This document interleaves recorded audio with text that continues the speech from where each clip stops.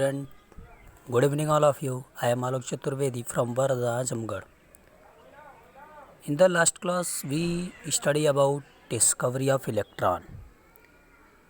Dear students, today we discuss about discovery of proton. जैसा कि आप लोग जानते हैं, जैसे इलेक्ट्रॉन की खोज हुई थी, प्रोटॉन की भी खोज ऐसे ही हुई थी। अंतर बस इतना होता है कि जो इलेक्ट्रॉन डिस्कवरी ऑफ इलेक्ट्रॉन में जो आपका फिगर था वह ऐसे आपका फिगर तो बना ही था, साथ ही साथ उसमें था क्या, यह आउटलेट था। आपका आउटलेट था, यहाँ आपका एक इलेक्ट्रोड, यहाँ दूसरा इलेक्ट्रोड था, यहाँ आपका ऐसे जोड़े थे, हाई वोल्टेज की बैटरी थी, एक कैथोड था, एक एनोड था। डिस्कवरी ऑफ इलेक्ट्रॉन में जब दाब को कम रखकर उच्च वोल्ट की बैटरी से अटैच करते थे, उच्च वोल्ट की बैटरी से अटैच करते थे, तो कैथोड से अदृश्य रेज निकलती थी। तो ठीक उसी तरह डिस्कवरी ऑफ प्रोटॉन होता है। इसमें होता क्या है, जैसे पूरा ये आप लोग देख रहे हैं, यह आपका एक विसर्जन नलिका है। इसमें एक तरफ देख रहे हैं एनोड लगा है, दूसरी तरफ आप देख रहे हैं कैथोड लगा है। होता क्या इसमें है कि जब दाब को अधिक रखते हैं और हाई वोल्टेज की बैटरी से कनेक्ट करते हैं, तो अब क्या होता है, एनोड से रेज निकलती है, कैथोड की ओर जाती है। इसका मतलब एनोड रेज ही होता है प्रोटॉन। तमाम एक्सपेरिमेंट हुआ। यह जो पहले फिगर दिए थे वो गोल्डस्टीन साहब ने दिया था, आपको बता दें जानकारी के लिए। सन 1886 ईस्वी की बात है। एक छिद्रित नली लिया और इन्होंने क्या किया कि दोनों इलेक्ट्रोडों को हाई वोल्टेज की बैटरी से अटैच कर दिया। जब हाई वोल्टेज की बैटरी से अटैच किया और दाब को अधिक रखा, ध्यान दीजिएगा, इलेक्ट्रॉन में क्या था, दाब कम था। प्रोटॉन में क्या है, जब इलेक्ट्रोडों को उच्च वोल्ट की बैटरी से जोड़ते हैं तो एनोड से अदृश्य किरणें निकलती हैं, जिसे एनोड किरणें कहते हैं। और इलेक्ट्रॉन में क्या था, कैथोड किरणें थी। चूँकि ये किरणें अपारदर्शी वस्तु से टकराती हैं, तो आपको मैंने बताया था एक प्लेट पॉजिटिव ऊपर लगा होता है, दूसरा प्लेट निगेटिव नीचे लगा होता है।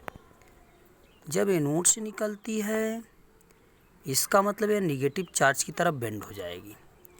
जब निगेटिव चार्ज की तरफ बेंड होगी, इसका मतलब आपको पता है प्रोटॉन के ऊपर होता है H+, और H+ जो होता है वही आपका क्या होगा, निगेटिव चार्ज की तरफ क्या हो जाएगी, बेंड हो जाएगी, जिससे यह प्रूफ होता है कि यह क्या है, प्रोटॉन है। जिस पर +1.6 गुणे 10⁻⁻19 कूलाम आवेश होता है। तो अब इसके अगर कैरेक्टर की बात करें, धन किरणें कैथोड किरणों की भांति सीधी रेखा में चलता है, सूक्ष्म द्रव्य कणों से मिलकर बनी होती है, चुंबकीय क्षेत्र में विक्षेपित हो जाती है, फोटोग्राफिक प्लेट को प्रभावित कर देती है। और आपको मैंने बताया धन किरणें धनावेशित कणों से बनी होगी।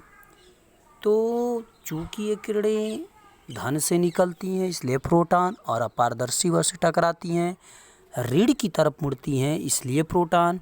इस पर आवेश था 1.6 × 10⁻⁹ कूलाम। तो यह सब तमाम बातें अगर आपको इलेक्ट्रॉन पता है तो प्रोटॉन भी आराम से पता हो जाएगा। तो प्यारे बच्चों, सर्वप्रथम आप जो है इस फिगर को पहले बना लेंगे। जो ये फिगर आप देख रहे हैं, इस फिगर को पहले बनाएंगे।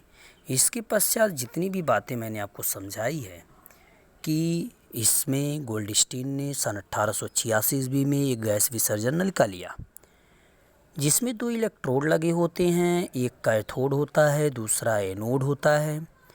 जब गैस विसर्जन नलिका के दाब को अधिक रखते हैं और इलेक्ट्रोडों को उच्च वोल्ट की बैटरी से जोड़ते हैं, तो एनोड से अदृश्य किरणें निकलती हैं, जिसे एनोड किरणें कहते हैं। चूँकि ये किरणें अपारदर्शी वस्तु से टकराती हैं और ऋण प्लेट की ओर मुड़ती हैं, जिससे यह सिद्ध होता है कि ये किरणें क्या थी, प्रोटॉन थी। क्या थी?